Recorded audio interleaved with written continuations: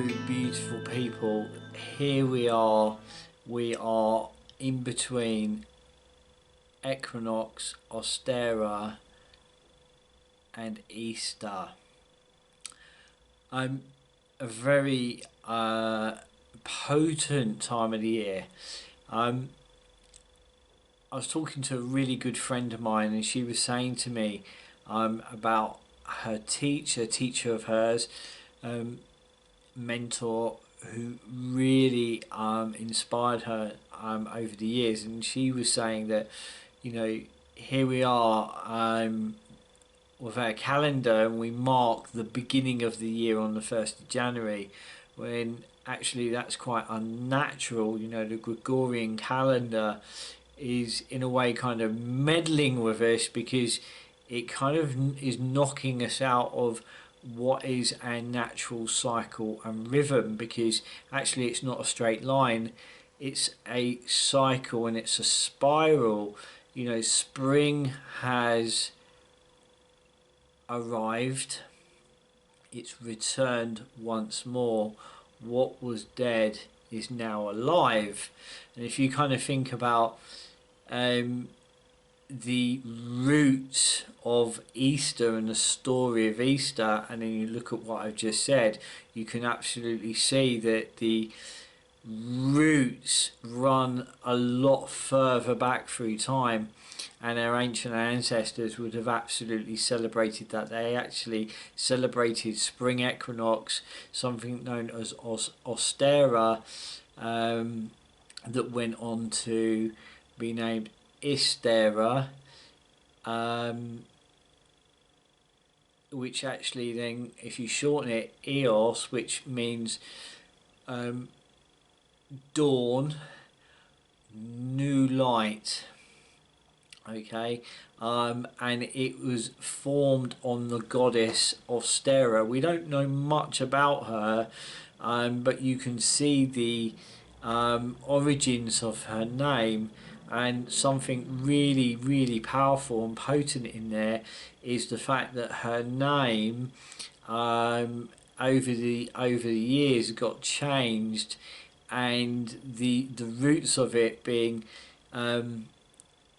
Eos, meaning new dawn, new light, East, or Eastera, east, meaning the rising sun. Where does the sun rise? The sun rises in the east. So we've got this sense of new dawn, new day, new beginning, springtime. What was once dead is now alive. Spring has arrived once more. The earth is renewed itself. You can see where all of this kind of threads stream back.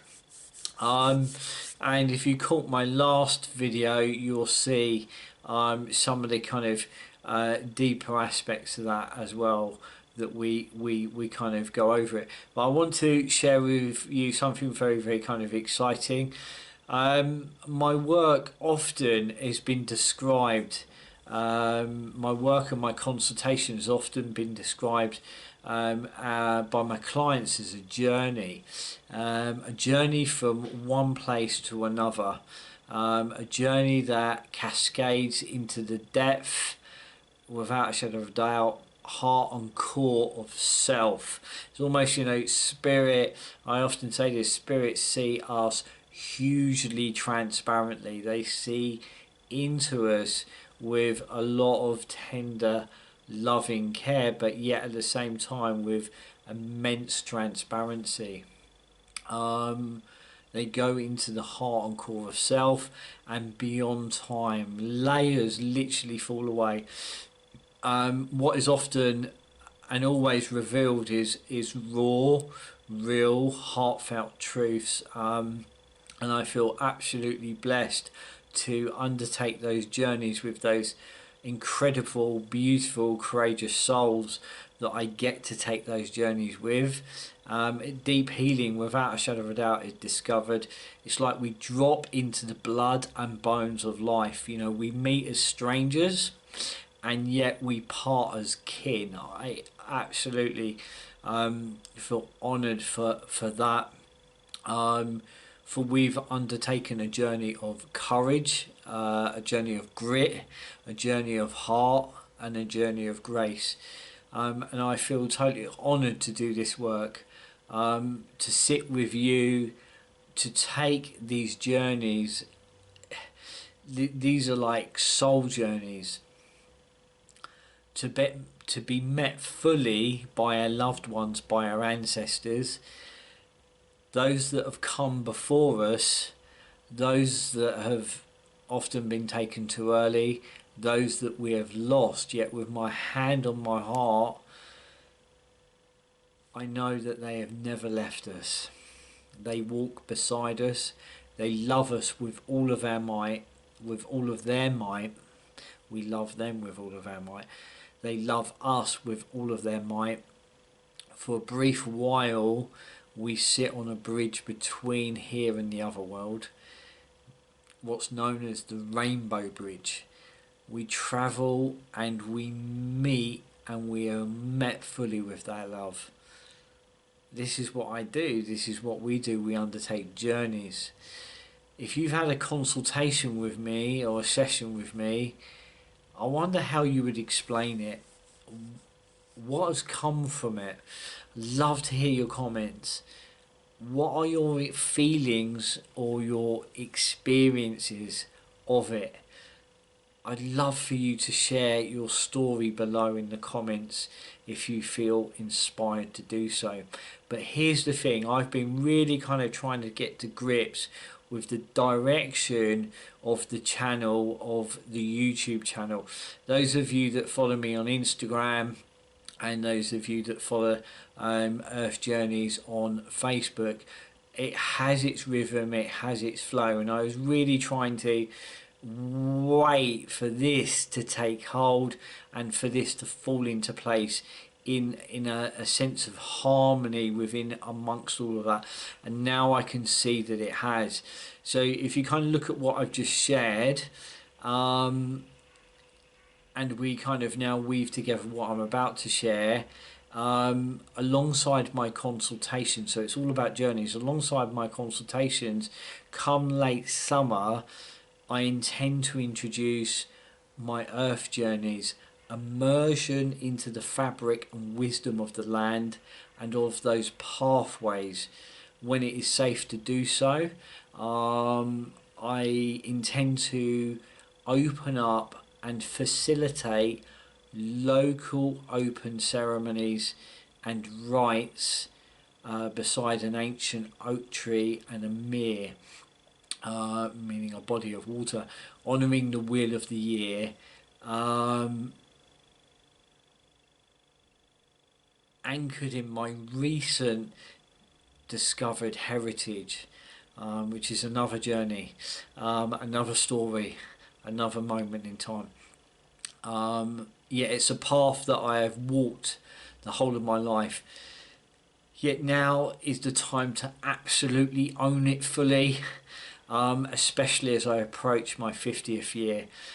These rites will be heartfelt, they'll be simple, involving all that come.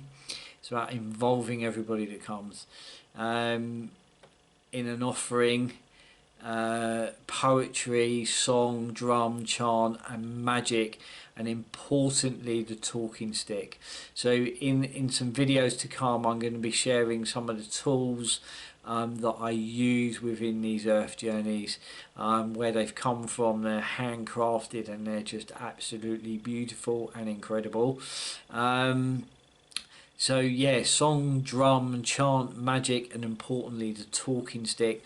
I intend to start this in around Loaf Fest, Loaf Feast, which is around late summer, anchored in community and healing, reclaiming the wisdom of their forebears, honouring the land and the spirits and the gods and the goddesses that dwell there. I'm going to put in some links within this video. It will give you an understanding of the roots and the heritage that I'm talking about, but it is a far-flung cluster of 18 most impossibly beautiful islands, the Faroe Islands, um, tucked away, right, if you kind of like, if you can imagine getting to the northwest point of Scotland, and it's about 200 miles off of that coast of Scotland.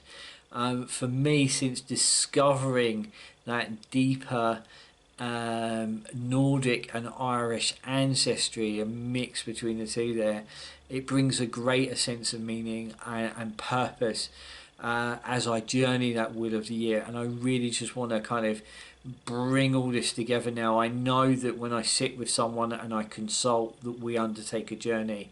We meet and we meet those the other side so fully, and we come together and we take this journey, and there's been some alchemy that has happened within that journey, and I intend to weave together the same process within the earth journeys. Now I'm going to put in some links to some blogs, to my Instagram, to an amazing, incredible piece of music that was gifted to me in the last few weeks that also just wove together all of what I'm sharing with you now. And it will give you an understanding. And as I say, going forward, I'm going to be, for those of you that cannot kind of physically come, I'm going to be sharing with you the strands of the workings of the journey so that you can undertake them in your own way, to get out there in the land, or within a small cluster of really close-knit friends, or within your homes. Neither of that is important. It's all about it being personal to you. But I will share with you the framework, the blood and the bones of it, so that you can weave it in your own personal way. And I'm going to kind of share with you the tools. I'm going to share with you the kind of roots behind those seasonal gateways, those markings within time. And what I love about it is that, you know, for the last 25-26 years I've walked an earth-based path alongside everything I do, but now I can see it fully woven together. It's all about a journey and taking journeys with people. But importantly as well, you know, I followed a path and I was hunting out something, and druidry along the way come along, but yet I was feeling there was something a little bit more wilder, more untamed, something that had, for me, a deeper root to it, something that felt like it belonged to the blood and bones of me. And discovering this heritage has absolutely placed me there fully. So what I love about it is it's very raw. It has a real simplicity to it, but yet it is absolutely hugely punchy. And the other thing is, it's practiced. It's a path of what we call a path of doing. So it's all about the doing. But I kind of going to share with you those kind of resources. But yeah, there you are, Earth Journeys. It is all about meeting together, meeting as I do within a consultation, meeting and taking a journey. For us, the next step now is these Earth Journeys. So along the way, I'll be sharing those gateways of time. But I'm going to wish you the most incredible tide of Ostera, coming from spring equinox, moving all the way through Easter.